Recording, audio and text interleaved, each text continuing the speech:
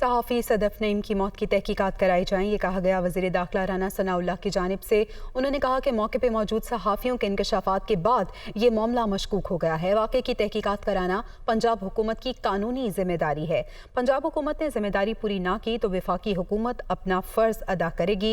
वफाकी वज़ीर दाखिला राना सनाउल्लाह की जानिब से भी ये बयान सामने आया है। वो कहते हैं कि सहाफ़ी सदफ नईम की मौत की तहकीकात कराई जाएँ और ये पंजाब हुकूमत की कानूनी जिम्मेदारी बनती है कि इसकी तहकीकात कराई जाए, और अगर पंजाब हुकूमत ने ऐसा ना किया तो फिर वफाकी हुकूमत अपना फ़र्ज अदा करेगी। मौके पर मौजूद सहाफ़ियों ने जो इंकशाफात किए उसके बाद ये मामला मशकूक हो गया है और वाक़े की तहकीकात कराना ज़रूरी हो गया है। पंजाब हुकूमत की ये कानूनी जिम्मेदारी है कि इस वाक़े की मुकम्मल तहकीकात कराई जाए, और अगर पंजाब हुकूमत ने ऐसा ना किया तो वफाकी हुकूमत अपना फ़र्ज अदा करेगी।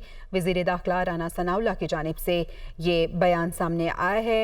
आपको बताएं कि तमाम सियासी शख्सियात इस वाक़े की शदीद मज़म्मत कर रहे हैं।